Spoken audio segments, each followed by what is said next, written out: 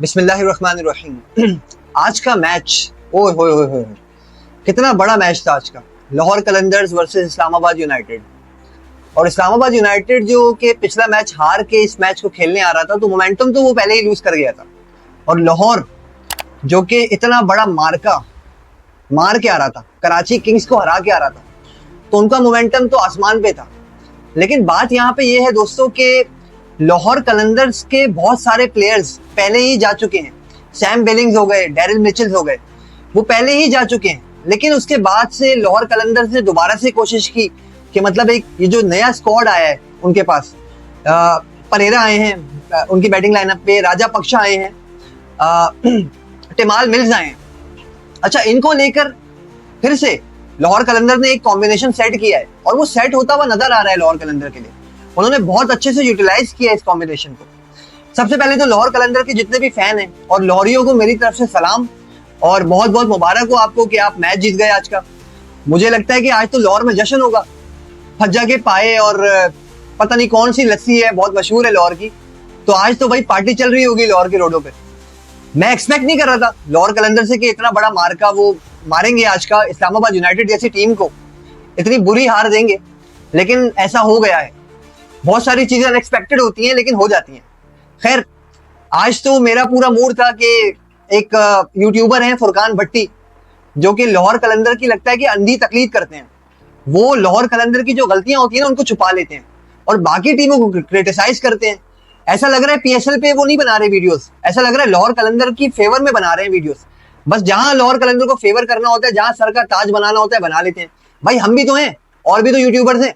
वो क्या करते हैं, वो पीएसएल में हर टीम के मेरिट पे जाके सपोर्ट करते हैं उसको, हर किसी की गलतियों को अच्छे से हाईलाइट करते हैं। तो यही करना चाहिए।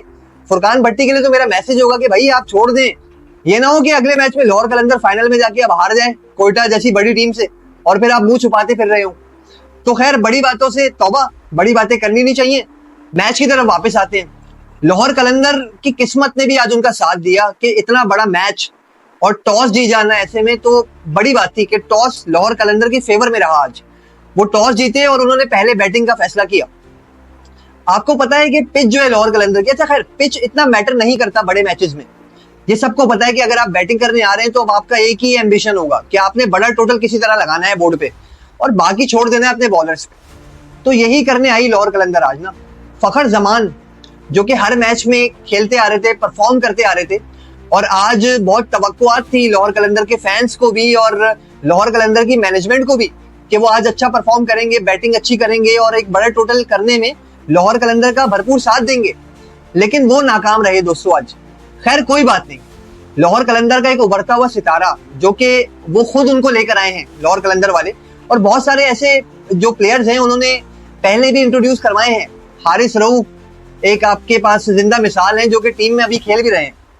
जी हाँ, मैं मोहम्मद नईम की बात कर रहा हूँ। इतने बड़े क्रूशियल मैच में अंडर प्रेशर 50 लगा देना, वो भी सिर्फ 24 गेंदों पे, एक बहुत ही बड़ी बात होती है। तो क्रेडिट देना पड़ेगा मोहम्मद नईम को। उन्होंने बहुत ही लाजवाब बैटिंग की, निडर होकर बैटिंग की और फखर जमान की गैर मौजूदगी में जैसी बैटिंग रिक्वायर्ड थी वैसी ही बैटिंग की उन्होंने, मोहम्मद नईम ने।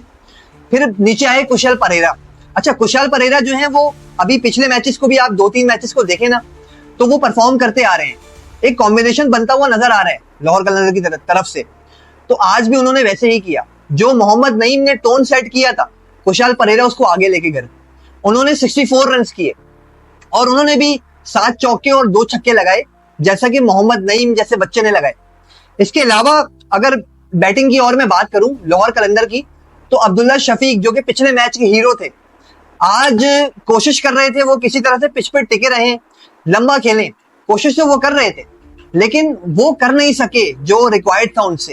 काफी ज्यादा स्लो हो गए। इवेंचुअली वो 24 या 25 रन उन्होंने बनाए और तकरीबन 100 का स्ट्राइक रेट था उनका, और जहां एक्सीलरेशन की जरूरत थी फिर वो आउट हो गए। खैर, कुशाल परेरा ने और राजा पक्षा ने उनकी कमी महसूस नहीं होने दी। राजा पक्षा ने भी अपने एंड से कोशिश की और एक क्विक इनिंग्स खेलने की कोशिश की, बट वो भी नाकाम रहे। अच्छा, मैं एक और पॉइंट पे वापस आता हूँ। फुरकान भट्टी ही की मैं वीडियो देख रहा था, वो शादाब खान को बड़ा क्रिटिसाइज कर रहे थे। अच्छा, शादाब खान को तो हम भी क्रिटिसाइज करते हैं कि वो अपनी बॉलिंग से ज्यादा बैटिंग पे फोकस कर रहे हैं और हैं वो बॉलिंग ऑलराउंडर। हमें जो उनसे रिक्वायर्ड है वो एक्चुअली बॉलिंग रिक्वायर्ड है। लेकिन बॉलिंग में उनसे कुछ हो नहीं पा रहा, पूरे ओवर्स वो कर नहीं पाते अपने T20 में भी। और बेशक वनडे और वनडे और अगर टेस्ट की बात करें तो वो दूर दूर तक उनका कोई नाम नहीं है, और ना ही वो हमें लगता है कि वो कमबैक कर सकेंगे, क्योंकि T20 में ही, डोमेस्टिक क्रिकेट में ही उनकी वो परफॉर्मेंसेज नहीं है टीम से ड्रॉप होने के बाद। और अभी वाइस कैप्टन बन के वो आ गए हैं न्यूजीलैंड की सीरीज में, और बहुत बड़ी पर्ची है, साफ सी बात करूंगा। बेशक ऐसा लगता है कि पर्ची है, लेकिन उनको परफॉर्म तो अब करना होगा।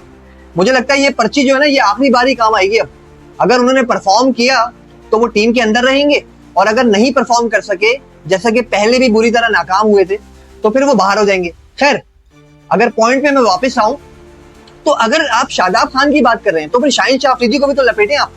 शाहीन शाह अफरीदी का प्राइमरी रोल क्या है? उन्होंने भी तो बॉलिंग करनी है ना, बॉलिंग उनका मेन काम है। हमें उनसे क्या चाहिए? हमें उनसे बॉलिंग चाहिए। उन्होंने आज भरपूर बॉलिंग की, जो उनसे रिक्वायर्ड था वो उन्होंने करके दिया लाहौर कलंदर की टीम को। मैं उनको फजूल में क्रिटिसाइज नहीं कर रहा, लेकिन बात मैं कर रहा हूं उनकी बैटिंग की।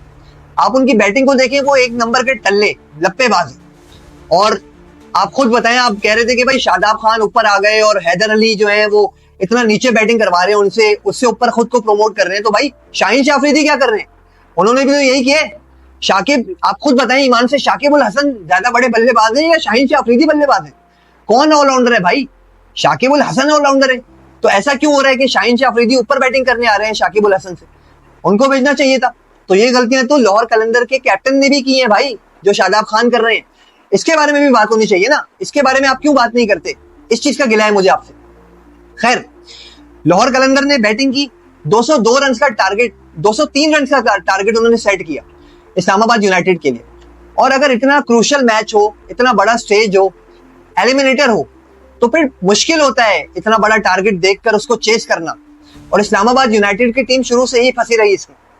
नो डाउट लाहौर कलंदर्स के बॉलर्स ने बहुत ही अच्छी बॉलिंग का मुजाहिरा किया आज के मैच में। शाहीन शाह अफरीदी अर्ली ऑन जो सबसे बड़े बल्लेबाज थे इस्लामाबाद यूनाइटेड के लिए, जो इस्लामाबाद यूनाइटेड को यहां तक लेकर आए थे, जिन्होंने PSL में एक सेंचुरी भी लगाई है, और गालिबन 3 से 4 50s हैं उनकी। साहिबजादा फरहान की मैं बात कर रहा हूं, उनकी विकेट बहुत क्रूशियल थी। उनको तो आउट नहीं कर सके शाहीन शाह अफरीदी, लेकिन उनके एक और बॉलर, एक तो मुझे समझ नहीं आता लाहौर कलंदर इतने बॉलर लाता कहां से है और इतने बॉलर प्रोड्यूस कैसे करता है। लॉरियों ने तो अब बस बॉलर्स का गढ़ बना लिया है लाहौर को, और वहां से अच्छे अच्छे बॉलर्स, तेज तरीन बॉलर्स निकल के आ रहे हैं टाइम बाय टाइम। अच्छा, बैट्समैन भी आ रहे हैं बेशक, नो डाउट, लेकिन बॉलर्स की बात एक अपनी ही है। तो दोस्तों, मैं एक्चुअली बात कर रहा हूं सलमान मिर्जा की। बहुत ही जबरदस्त और निपतुला स्पेल उन्होंने आज किया अर्ली ऑन। 3 ओवर्स लड़के ने किए, 16 रन दिए सिर्फ, और 3 विकेट्स ले गया वो, और तीनों की तीनों क्रूशियल विकेट थी। सबसे बड़ी जो विकेट थी वो साहिबजादा फरहान की थी, ऊपर से ही उन्होंने कमर तोड़ दी इस्लामाबाद यूनाइटेड की। उसके बाद सलमान अली आगा और शादाब खान की वही गलती कि वो खुद को प्रमोट करके ऊपर लेकर आए, और उन्होंने कोशिश की कि पार्टनरशिप एक बिल्डअप की जाए, लेकिन बहुत ही स्लो हो गया रन रेट। सलमान अली आगा भी थोड़ा टुक टुक में लग गए, और शादाब खान भी कोशिश तो कर रहे थे, वो 1-2 छक्के उन्होंने लगाए भी स्पिनर्स पे, लेकिन फास्ट बॉलिंग को वो उस तरह खेल नहीं सके जिस तरह कंडीशन की रिक्वायरमेंट थी। इसकी वजह से क्या हुआ कि जो रन रेट था, रिक्वायर्ड रन रेट, वो एक्चुअली बढ़ता गया, और उसने क्या किया कि एक एक्स्ट्रा प्रेशर इस्लामाबाद यूनाइटेड पे लगाए रखा, जिसके बाद सलमान अली आगा, जिनको एक्सीलरेट तो करना था फिर, क्योंकि 2-3 ओवर, 4 ओवर, 5 ओवर, इससे ज्यादा आप क्या कर सकते हैं? 203 रन का टारगेट आप चेस कर रहे हैं, तेज तो आपको खेलना पड़ेगा। तो बस तेज खेलते हुए वो आउट हुए। शादाब खान, जिनको मैं अभी तक ऑलराउंडर तस्लीम नहीं करता हूं, उनके बारे में मैं पहले भी वीडियो में कह चुका हूं कि भाई वो एक नंबर के लप्पे और टल्लेबाज हैं। कोई दिन उनका होता है, कभी चल जाते हैं, कभी नहीं चलना होता तो नहीं चलते। आप उनकी बैटिंग को उठा के देखें, अगर उनके छक्के देख लें आप, स्पिनर्स के खिलाफ वो छक्के मारते हैं, एक ही शॉट है उनके पास, वो फ्रंट फुट पे आगे बस एक कोशिश करते हैं, पूरी जान लगाते हैं, बाउंड्री से बाहर गया तो गया, वरना अंदर ही आउट हो जाते हैं। एक तो ये है। दूसरा, फास्ट बॉलर्स के खिलाफ वो पैडल स्वीप करते हैं और फुल टॉस पे छक्के मार देते हैं बस। इसके अलावा उनके पास और कोई शॉट नहीं है। तो एक प्रॉपर ऑलराउंडर जो होता है वो इस तरह का ऑलराउंडर नहीं होता। ये तो हम लोगों को पता है यार, हम लोगों ने कौन सी प्रोफेशनल क्रिकेट खेली है, जबकि मैं क्रिकेट काफी टाइम खेल चुका हूँ, मैं सिविल एविएशन से भी क्रिकेट खेल चुका हूँ काफी टाइम। तो ये थोड़ी बहुत चीजें तो मुझे भी समझ आती हैं यार, मैनेजमेंट को क्यों नहीं समझ आती? शादाब खान को चले आपने कैप्टन बना के रखा हुआ है इस्लामाबाद यूनाइटेड का, जो कि इतने रैश डिसीजंस ले रहा है, उसके बावजूद अपने आप को इतना प्रोमोट करना, भाई सब कुछ आप ही ने करना है। बॉलिंग से भी आप भाई आपका मेन काम तो बॉलिंग है ना, आप बॉलिंग पे आए हैं, आप पूरे 4 ओवर्स तो करें। 4 ओवर्स करने का जिगरा आपके पास है नहीं, और बैटिंग पे आप आके ये सोचते हैं कि मैच जितवा देंगे। तो भाई ऐसा नहीं होने वाला। ऐसा एक मैच में हो जाएगा, चले 2 मैच में हो जाएगा। कंटिन्यूसली आप ये फ्लो जो है ना ये बरकरार नहीं रख सकते, क्योंकि बैटिंग में टेक्निक बहुत मैटर करती है, टेम्परामेंट बहुत मैटर करता है, वो आपके पास नहीं है। I am really sorry, no actually मेरा कोई इंटेंशन नहीं है उनको डिसरिस्पेक्ट करने का, लेकिन ये सच्ची बात है और सच्ची बात करनी चाहिए। अभी जो इनकी गलतियां हैं ना शादाब खान की, वो थोड़ी छुपी हुई हैं, खुल के सामने नहीं आ रही। लेकिन बदकिस्मती ये है हमारी कि न्यूजीलैंड सीरीज में वो वाइस कैप्टन है, और वहां जब वो गलतियां करेंगे तो खुल के सामने आएंगी, और उसके बारे में फिर खुल के बात भी होगी। वीडियो में हम आगे बढ़े तो सलमान अली आगा, उन्होंने 33 रन किए 26 गेंदों पे, और वही टॉप स्कोरर रहे इस्लामाबाद यूनाइटेड के लिए। उसके अलावा अगर आप थ्रू आउट बैटिंग लाइनअप देखें, स्कोर कार्ड देखें इस्लामाबाद यूनाइटेड का, तो किसी भी बल्लेबाज में इतना दमोखम नहीं था कि लाहौर कलंदर्स की बॉलिंग के सामने वो टिक सकता। लाहौर कलंदर की बॉलिंग की अगर मैं बात करूं तो बहुत ही ज्यादा नाइंसाफी होगी कि अगर मैं ऋषभ हुसैन का जिक्र ना करूं। उन्होंने स्पिन बॉल को एक्चुअली टर्न करवाया उन्होंने, और उन्होंने उनको भाई पता था, 1-2 छक्के भी खाए उन्होंने शादाब से, लेकिन फिर विकेट भी वो लेके गए। और भाई यही होता है बैट्समैन के माइंड के साथ खेलना, तो ऋषभ हुसैन ने वही किया आज। बैट्समैन के माइंड के साथ वो लड़का खेलता रहा और विकेट्स एक एंड से लेता रहा। उन्होंने 3 ओवर्स किए, स्कोर थोड़ा ज्यादा दिया, लेकिन विकेट्स निकालना मेन काम था वहां पे, और 3 विकेट्स वो निकाल के लेके गए।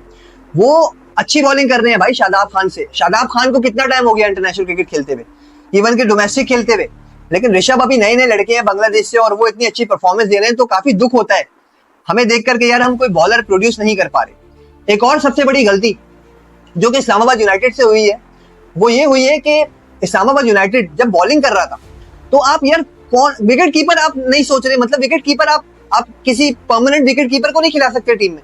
आपके पास कोई परमानेंट विकेट कीपर है ही नहीं टीम में, मतलब पार्ट टाइमर के साथ आप जा रहे हैं।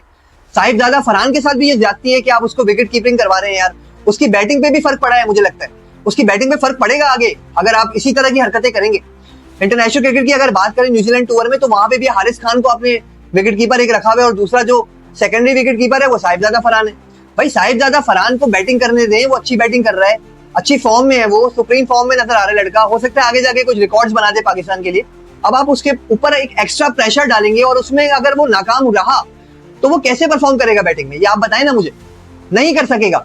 आज यही हुआ है उनके साथ, बैटिंग कीपिंग नहीं आती भाई उनको, वो डाइव नहीं कर पा रहे। उन्होंने एक इजी सा कैच ड्रॉप किया कुशल परेरा का, उसके बाद उसने 64 कर दिए, और फिर विकेट कीपिंग में स्टंप्स उनसे नहीं हो पा रहा, जहां पे उनको खड़ा होना चाहिए वो वहां पे खड़े नहीं हो पा रहे, कांप रहे हैं भाई वो विकेट कीपिंग करते हुए, उनमें कहीं कॉन्फिडेंस नजर ही नहीं आ रहा। तो इस्लामाबाद यूनाइटेड की ये सबसे बड़ी गलती थी कि, और चेंजेस इतनी चेंजेस करती रही है through out the tournament Islamabad United, एक कॉम्बिनेशन को बरकरार ही नहीं रख सकी। मैनेजमेंट पता नहीं क्या कर रही है, इसके बारे में सोचना पड़ेगा मैनेजमेंट को। अगली आने वाली PSL में 2026 में सोचना पड़ेगा भाई कि इस पे जरूरी काम है कि भाई आप एक टीम तो सेट करें। आपको पता तो होना चाहिए कि ये प्लेयर नहीं होगा तो इसकी जगह ये प्लेयर हमारे पास मौजूद है, इसको इस तरह से यूटिलाइज करना है। ये अभी तक समझ नहीं आ रहा, अभी तक इस पे काम नहीं हो रहा। थिंक टैंक पता नहीं क्या कर रहा है इस्लामाबाद यूनाइटेड का, इस पे काम करना बहुत ही जरूरी होगा, इस पे फोकस करना जरूरी होगा अगर वो चाहते हैं कि आगे आने वाली PSL में बेहतर परफॉर्म करें। खैर एक बार फिर से लाहौर कलंदर फाइनल में आ चुकी है। अब उनका सबसे बड़ा मैच है कोयटा ग्लैडिएटर्स के अगेंस्ट। कोयटा ग्लैडिएटर्स जो बहुत अच्छा परफॉर्म करती हुई आई है बेशक, लेकिन लाहौर कलंदर का एक मोमेंटम बन चुका है। वो पीछे एक बहुत बड़ी टीम को मैच हरा के आई है, मतलब जो उनके राइवल थे, आर्च राइवल्स कराची किंग्स। उसके बाद इस्लामाबाद यूनाइटेड को भी उन्होंने आज मट्टी थले मार दिया। अब जो मैच है उनका कोयटा ग्लैडिएटर्स से, मुझे लगता है कि कोयटा ग्लैडिएटर्स काफी ज्यादा अंडर प्रेशर रहेगा, क्योंकि लाहौर कलंदर को अब सिर्फ लाहौर कलंदर ही हरा सकती है, उनको और कोई टीम नहीं हरा सकती, क्योंकि उनका एक मोमेंटम बन चुका है। तो मैं उम्मीद करता हूं कि फाइनल हमारा बहुत ही ज्यादा दमदार होगा, बहुत ही जोश से भरा हुआ होगा। क्राउड के बारे में कहूंगा कि क्राउड आज बहुत ही कम मुझे नजर आया, इससे ज्यादा एक्सपेक्ट कर रहे थे हम, क्योंकि इतना बड़ा मैच था। और उम्मीद करते हैं कि फाइनल में अच्छा क्राउड देखने को मिले और मैच भी अच्छा हो। दोस्तों ये कुछ चीजें थी जो मैंने आपके सामने आपके साथ रखी, आपके साथ जिक्र किया इनका। उम्मीद करता हूं कि आपको पसंद आई होंगी। अगर कोई चीज मैं मिस कर गया हूं तो जरूर मुझे कमेंट सेक्शन में बताइएगा, अपनी राय से मुझे जरूर आगाह कीजिएगा। वीडियो अगर आपको पसंद आए तो वीडियो को लाइक कीजिएगा, हमारे चैनल को सब्सक्राइब करें। मिलेंगे इंशाल्लाह नेक्स्ट वीडियो में, तब तक के लिए अल्लाह हाफिज।